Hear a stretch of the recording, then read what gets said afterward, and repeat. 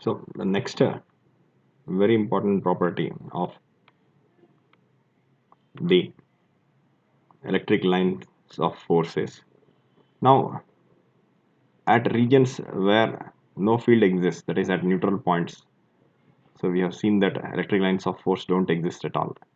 Now, similarly, so we have just look at this point, another the same diagram earlier. Now, it can be seen that the lines of force are curved here. They are starting from the positive charge in this particular example of this called as electric dipole. The equal and opposite charges separated by distance is called electric dipole. You can see that lines of force are starting at the positive charge and ending at the negative charge. Now, nowhere it can be seen that the lines of force they are actually separate from each other. They are not actually touching each other. So always two lines of force in an electric field they never intersect each other. Now, why two lines of force don't intersect each other? This is also another very important but very simple property of electric lines of force. Two lines of force never intersect each other in electric field. The reason for this is if the lines of force are intersecting, this is one line of force, this is another line of force. Imagine that they are intersecting. Then exactly at the point of intersection, the direction of the electric field due to this first line of force, this is the first line of force, direction of electric field will be like this. Due to the second line of force, direction of electric field will be like this, in this direction. So that means at this point of intersection, if they are really intersecting, electric field will have two directions. But electric field never has two directions. Even if two fields are applied here in these two directions, resultant field from parallelogram law will be in between these two, like this. In this direction it will be present from using parallelogram law. So again there will be a single electric field. Single electric field with single line of force will be there through this point. So two lines of force never intersect, because if they intersect at the point of intersection lines of force, the electric field should have at the point of intersection of the lines of force, the electric field should have two directions. That is actually not possible. Even if really two fields are applied at a point, still the resultant field will be only single field.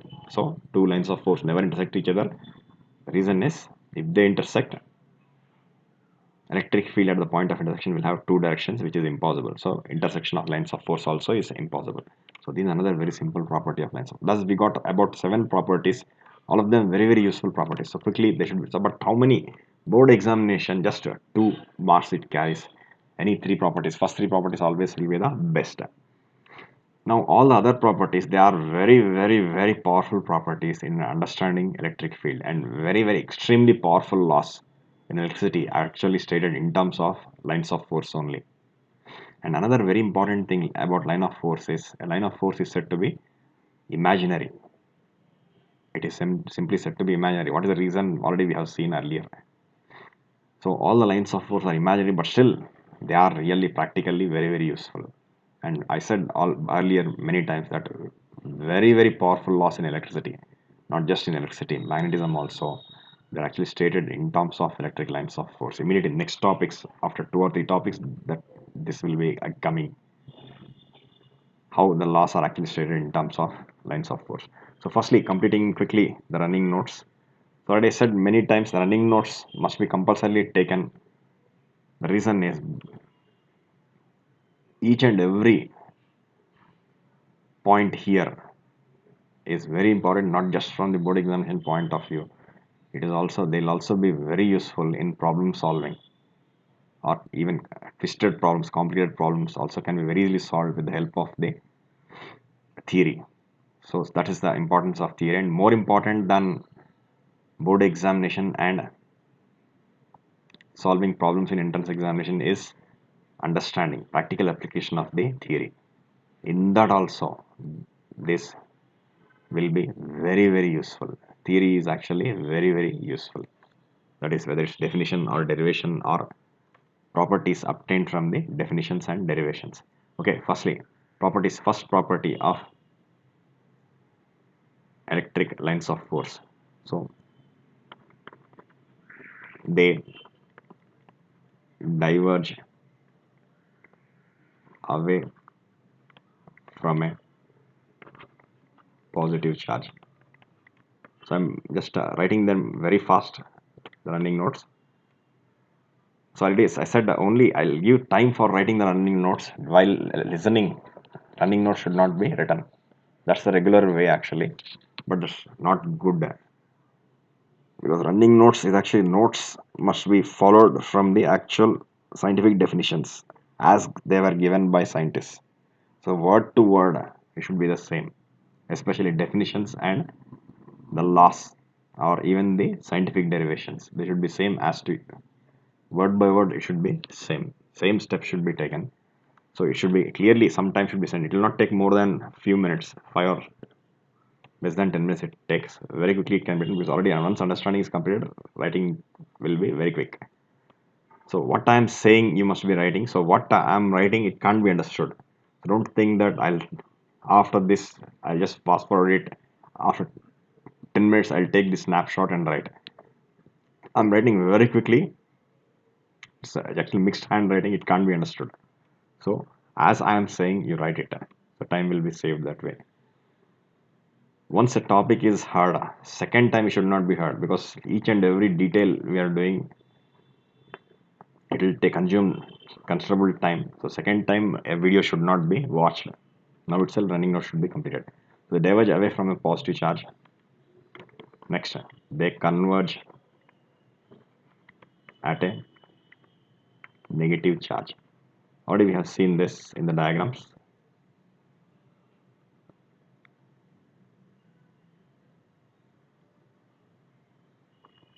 Where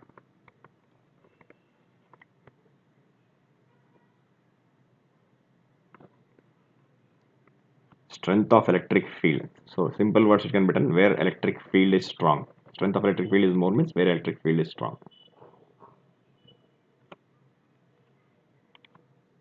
So wherever electric field is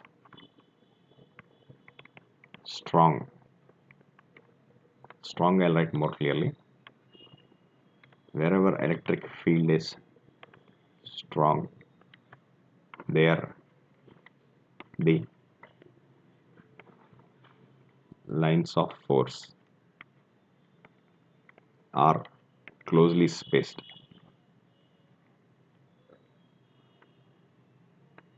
Closely spaced. So next para. Wherever field is weaker, there the there they are well separated. That means far apart. The spacing will be more between them. Next, fourth point. The fourth point, I'm just number. I'm just shifting a little down.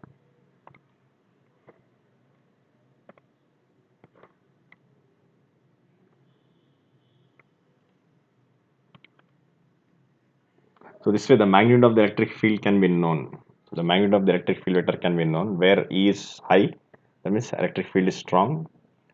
Lines of force are closely spaced. Wherever they are closely spaced, their electric field vector is higher. That way it can be understood. Not just magnitude, even direction also can be known. So for straight lines of force,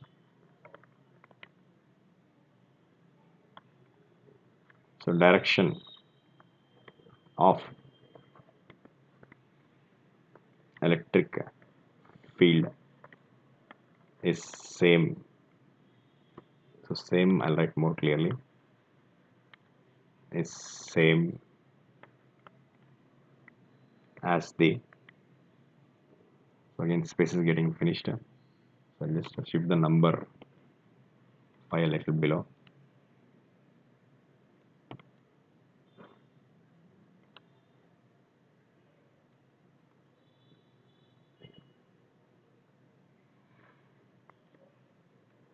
And the diagram also I'll shift a little below. This is the diagram of uniform field. It's a very, very important diagram. But none of them is useful for board exam. So these are useful only for the sake of understanding and problems. So except for the first three points are sufficient for board exam. But for understanding all the remaining properties and also solving problems also, the properties will be useful, though there no formula is visible here. Because very powerful laws are based on these properties. which come immediately later after one or two topics. So for straight lines of force, direction of electric field is same as the lines of force. So for a curved line of force,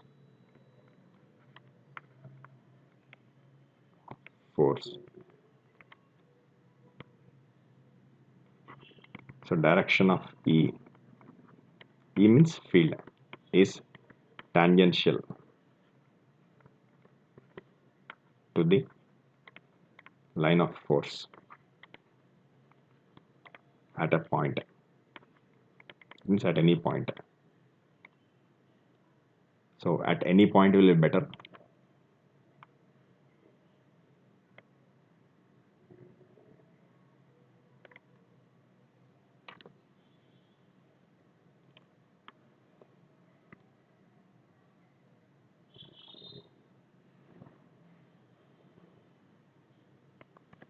So at any point. So any I'll write more clearly, at any point. So this is about the fourth point.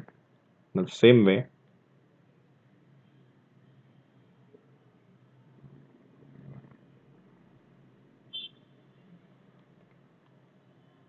just a moment please, I'll just shift it. Fifth point. So what is the fifth point? So in a uniform electric field, in a uniform electric field, the lines of force, or simply it can be stated like this, they are lines of force means they are equally spaced parallel straight lines.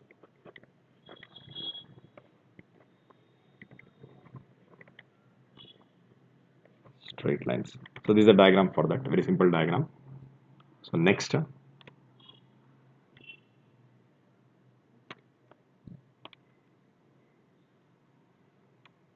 they do not exist at neutral points in an electric field. So what is a neutral point in an electric field? The region where electric field is zero, that's called as neutral points. So that's the meaning of neutral points.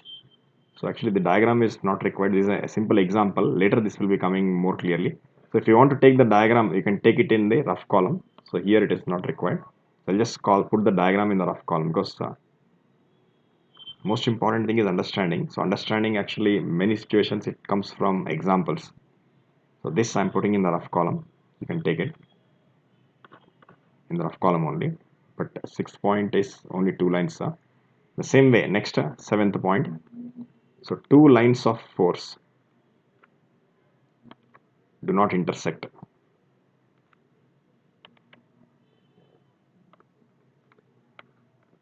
Lines of force, not just 2, 3, 4, 5. No lines of force intersect. Two lines of force never intersect each other.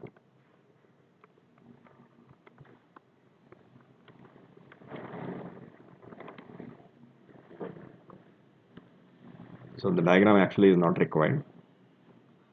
So intersection is not possible. So these are the simple properties of the electric lines of force. All of them are very simple. So next, very simple, this is a small definition. Electric dipole.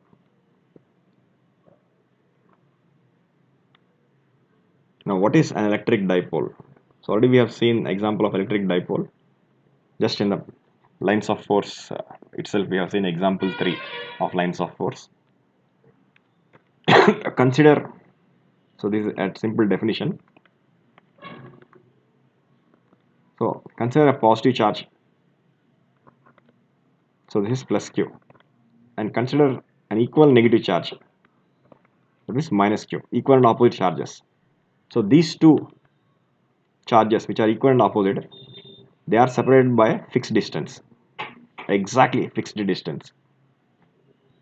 So such a pair of equal and opposite charges separated by a fixed distance is simply called as an electric dipole. Di means two, pole means charge, two charges. But the important thing is both the charges must be equal and opposite. So that is called as an electric dipole. So a pair of equal and opposite charges separated by a fixed distance is called as an electric dipole. So imagine that both the charges are actually very small, like point, really speaking, they should be point charges. So for convenience, so that the positive charge is visible, plus sign is visible, I have drawn sufficiently big.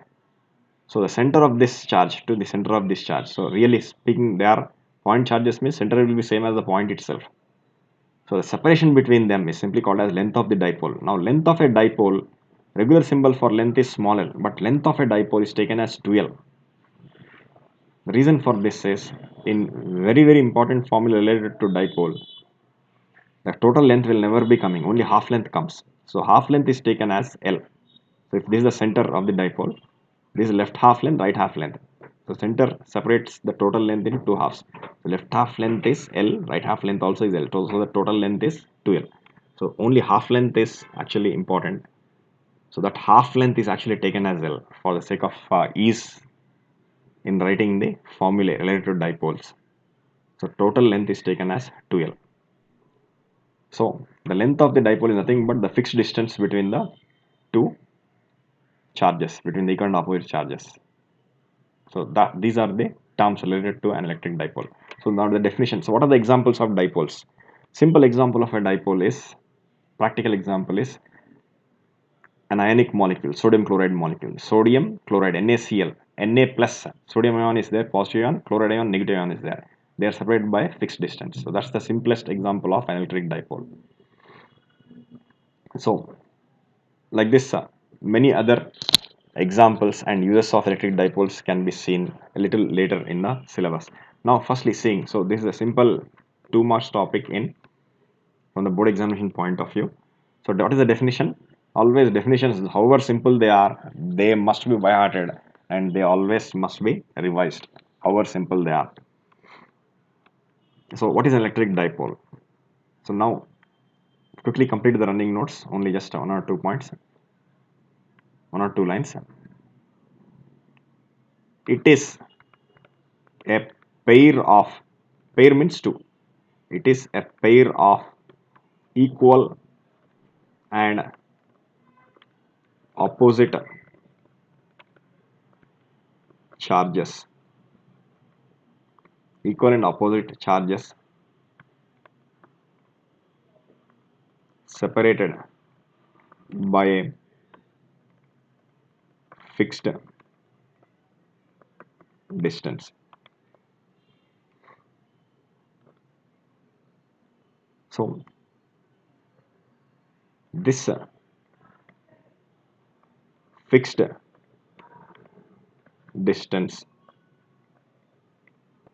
is called the length of dipole. So what is the symbol for length? It's represented as 2L, length of dipole. So charges are taken as plus q and minus q. So this is the thing about the electric dipole. Now a very important quantity related to electric dipole is called as the electric dipole moment. Electric dipole moment, moment. So just like that, momentum or moment of force or moment of couple, based on that this word moment comes. Moment means something like related to turning effect or torque. So this is actually, this quantity electric dipole moment is very helpful in finding out the torque when an electric dipole is placed in a electric field. So you have learned that directional property of a bar magnet. When a bar magnet is placed in a magnetic field, you have learned the directional property. Whatever be the initial position of the bar magnet, it always turns and comes into the direction of the magnetic field. The same property is exhibited even by an electric dipole. So in an electric field, when the dipole is placed, a turning effect, a torque acts, a moment acts. So that moment or turning effect acting on the electric dipole is found to depend on this special quantity called as electric dipole moment. So that's the next topic. So next topic, I'll just go to the next page. So electric dipole moment. So this particular quantity, already we have seen the importance. It actually decides the turning effect an electric dipole experiences when it's placed in a electric field, just as the turning effect experienced by a bar magnet in a magnetic field. So already you have learnt a bar magnet in a magnetic field behavior in the 10th class. So, and even before also you have learned directional property of bar magnet. Whenever a bar magnet freely suspended by means of a thread, such that it is hanging horizontally in a horizontal, its length is horizontal, parallel to the ground, it always turns itself. It experiences a turning effect or a torque. That's called as moment. Turning effect is called as moment, and turns into the direction of the field, exactly parallel to the direction of the magnetic field. It aligns itself. The same way, electric dipole also experiences a turning effect. That turning effect is found to mainly depend on this special quantity called as electric dipole moment. So how electric dipole moment is defined? The definition is very simple. So this is a very simple quantity and also very simple definition. Now the diagram here is same as the earlier diagram. So I'll just copy and paste that earlier diagram. So same diagram, I'll just copy paste it here in the topic electric dipole moment also.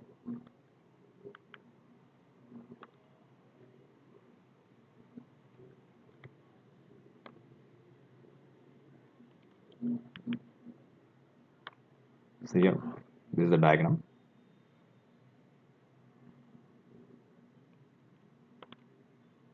So now, electric dipole moment of an electric dipole, it's denoted by symbol P, and it is proved that it's a vector quantity.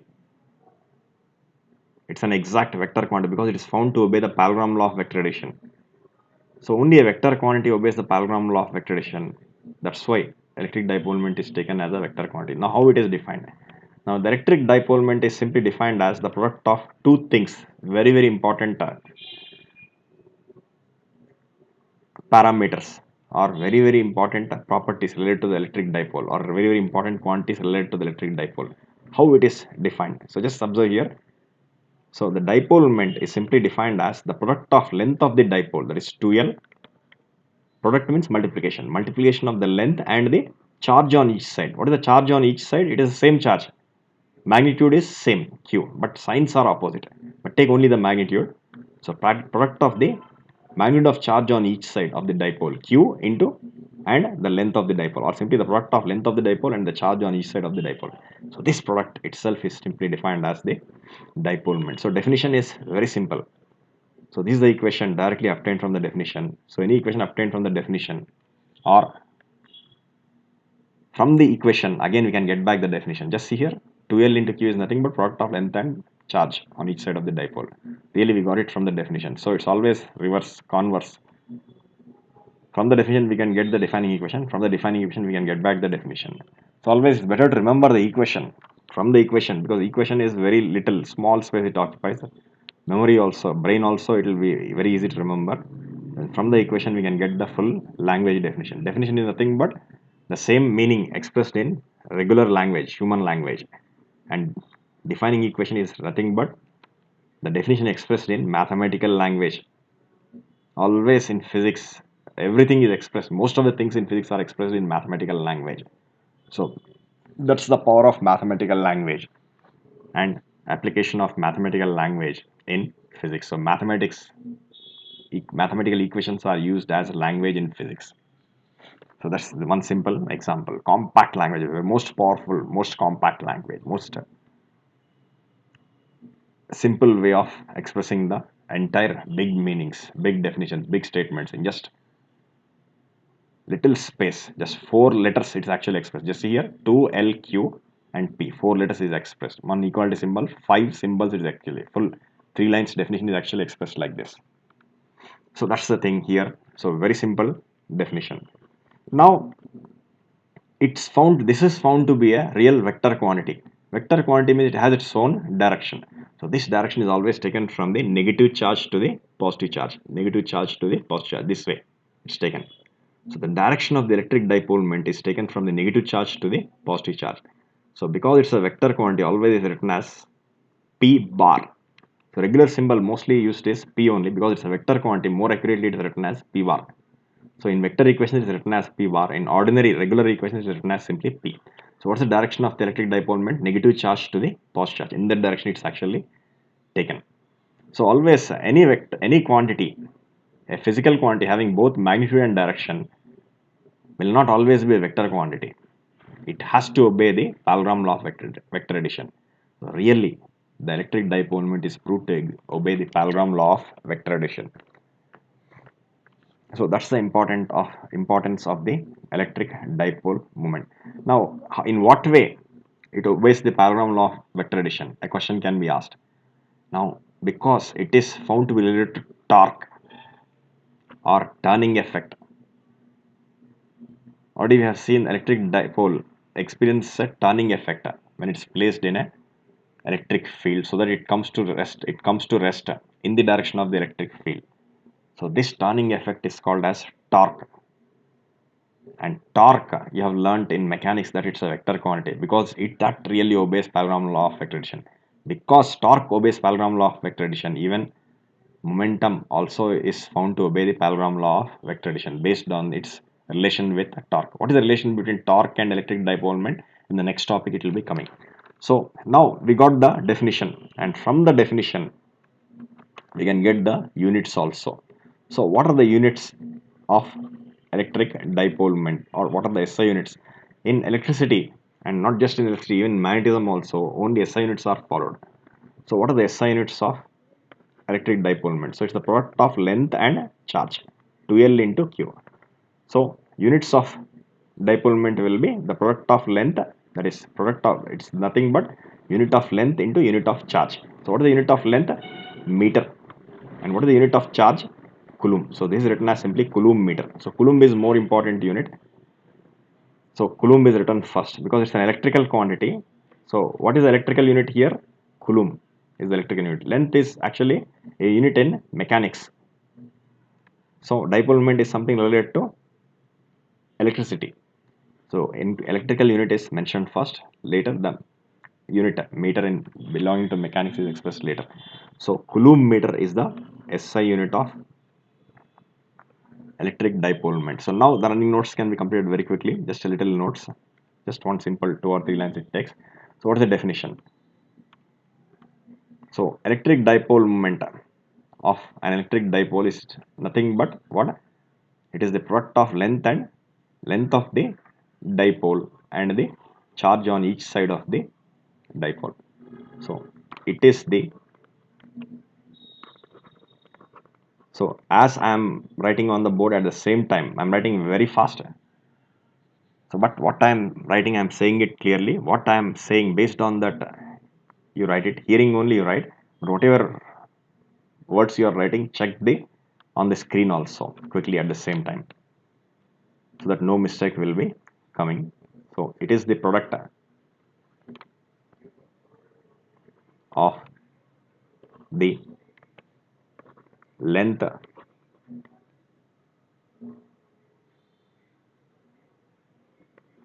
of a dipole and the charge on each side. Each side means on any one side, actually it simply means, and the charge on each side of the dipole. So that is P is equal to 2L cube. It is a vector quantity